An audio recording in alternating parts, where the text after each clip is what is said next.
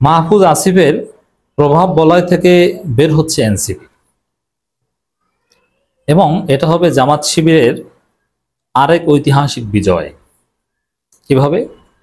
দর্শক, এনসিপি এটা আলাদা একটা দল, এটা জামাতের কোনো বিটিং বা উইং না, এবং জামাতের বিটিং হবে এটা আমরা চাইও না। একটা স্বাধীন দল স্বাধীনভাবে কাজ করবে, কিন্তু একটা দল আর একটা দলের বিরোধিতা করার জন্য জন্ম হবে, তাদের বিরুদ্ধে লেগে থাকবে, এটাও আবার গণতান্ত্রিক সিস্টেমে অ্যালাউ করা যায় না। হেলদি কম্পিটিশন হবে, এটা আমরা চাই। সেই জায়গায় ভারতের রাজনীতি এটা যে তাদের দালাল পার্টি দাঁড় করিয়ে দেয়, টাকা পয়সা দেয়, এবং তারা ইসলামপন্থীদের দমন করার জন্য নানান ন্যারেটিভ বা যা করা দরকার সেটা করে। আমরা এই ধরনের দল আমরা হতে দিব না, এটা হতে দেওয়া যায় না। স্বাধীনভাবে হেলদি কম্পিটিশনের জন্য সহায়ক দল আরো বেশি বেশি হোক, কোনো সমস্যা নেই। তো দর্শক, কিন্তু এই সরকারের দুইজন উপদেষ্টা এনসিপি চালায়, এবং চালায় তো চালায়, তারা প্রথম আলো ডেইলি স্টার এবং ভারতের খপ্পরে পড়ে জামাতকে ধ্বংস করার ঘোষণা দিয়েছিল, আমির তো আঘাত করার ঘোষণা, পাকিস্তানপন্থী ট্যাগ দিয়ে তাদেরকে হত্যাযোগ্য করে তুলেছেন। এতে এনসিপি বিপদে পড়েছে, এখন আর তাদের দলে লোক হয় না প্রোগ্রামে, এবং তারা জনগণের সমালোচনার মুখে পড়েছে। এরপরে তারা ধীরে ধীরে এবং জুলাই গাদ্দার হিসেবে এই এনসিপি নেতাদের মানুষ চিহ্নিত করা শুরু করেছে। তারপরে তারা পিছু হটা শুরু করেছে, না আমাদের তো আম সালা সবই যাচ্ছে। তো এখন পরিস্থিতি যেটা দাঁড়িয়েছে যে একদিকে সরকারের থেকে দল চালাচ্ছে আসিফ এবং মাহফুজ, অর্থাৎ এটা ধরা পড়ছে। একই সাথে আসিফ মাহফুজ জামাতের বিরুদ্ধে যা বলেন ওই সুরে এনসিপি সবাই, এনসিপির বট ফোর্স বা আসিফ মাহফুজের বট ফোর্স একই সুরে কথা বলেন। তো এটাও ধরা পড়েছে। এখন ধরা পড়ে ওরা তো ইনফ্যান্ট লিডার, বা ওদের পক্ষে তো জনগণ নেই এখন, আর ওরা পারে না। এখন ওদেরকে প্রমাণ করতে হয় যে না, আমরা আসিফ মাহমুদের সাথে বা এই মাহফুজের সাথে সম্পর্ক রাখি না, আমরা আলাদা, ওরা আমাদের কেউ না। এখন ওরা আমাদের কেউ না এটা তো বললেই হয় না, সেটা ভিন্ন আলোচনা। কিন্তু অনেক নেতা ওদেরকে বাদ দেওয়ার সিদ্ধান্ত নিয়েছে, বা ওদের বলয় থেকে বের হয়ে আসার সিদ্ধান্ত নিয়েছে।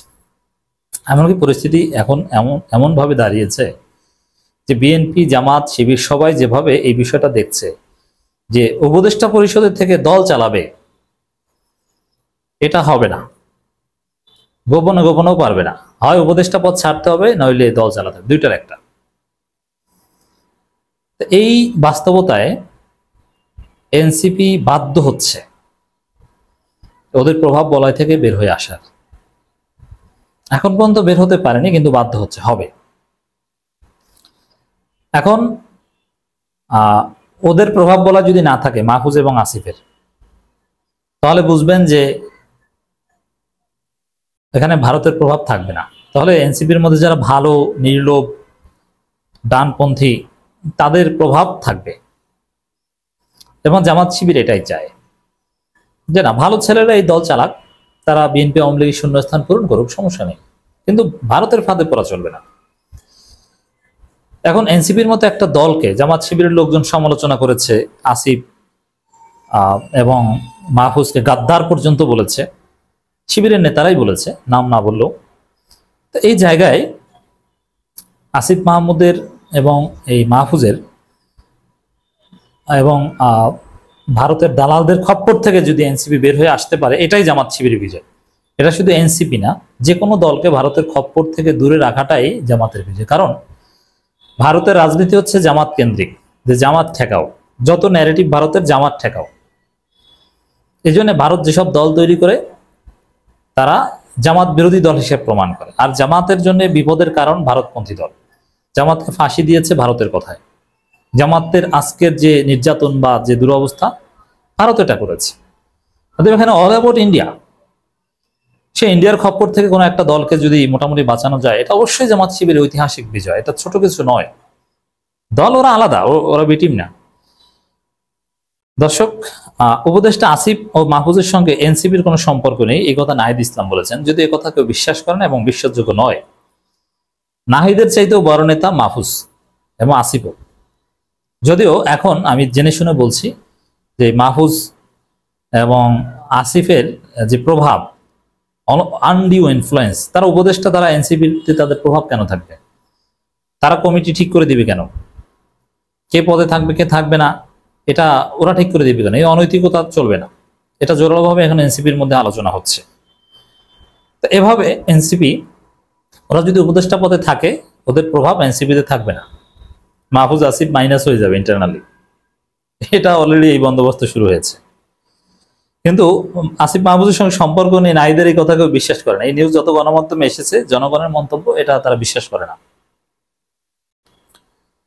অন্তর্বর্তী সরকারের দুই উপদেষ্টা আসিফ মাহমুদ সজীব ভুইয়া ও মাহফুজ আলমের সঙ্গে জাতীয় নাগরিক পার্টির কোনো সম্পর্ক নেই বলে জানিয়েছেন দলের আহ্বায়ক নাহিদ ইসলাম। তিনি বলেন, তারা যদি রাজনীতি ও নির্বাচন করতে চান তাহলে তারা সরকারের থেকে সেটা পারবেন না। তারা সরকার থেকে বের হয়ে এসে তাদের মতো সিদ্ধান্ত নেবেন। দেখেন, এটা ওভার সিম্পলিফিকেশন। রাজনীতি নির্বাচন করতে চাইলে সরকারের থেকে পারবেন না।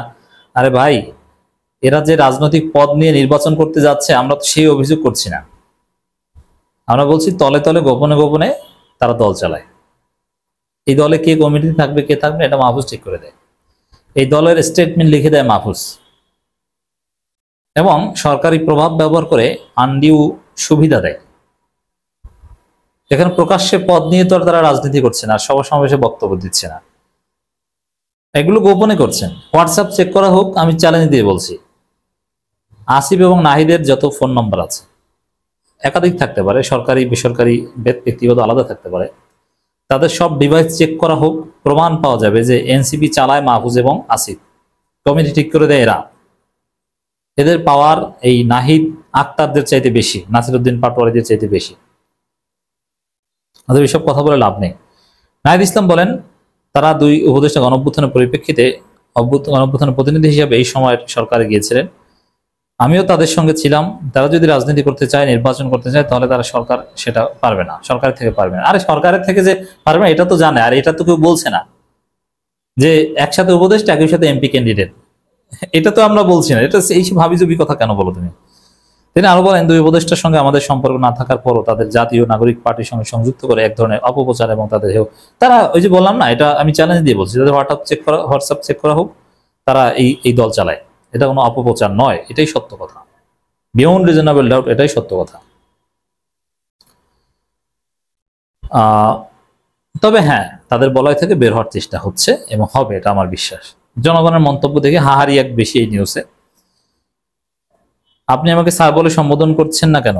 আন্দোলন করছি, সমন্বয়ক হয়েছি, মানে মজা করে একজন লিখেছেন। বাংলাদেশের রাজনৈতিক জোকস গুলো মারাত্মক, তার সাথে আরো মারাত্মক এই দেশের মিডিয়া। মানে এটাকে জোকস হিসেবে মানুষ দেখছে। রাজনীতি করতে হলে মিথ্যার চর্চা করতেই হয়। আহারে কত নাটক হয়, ফুলটায় নাটক করে, ফুলটায় মানে ওই নাইট, এই ধরনের গালি এটা দিতে পারে জনগণ। মাঝে মধ্যে একটু দেখা হয় আর কি, মানে এরকম সব মানুষ কেউ বিশ্বাস করছে না এই কথা। তবে হ্যাঁ, এই ভারতপন্থীদের প্রভাব এনসিপিতে থাকবে না, এটা আমরা নিশ্চিত বলতে পারি, একটু সময় লাগবে।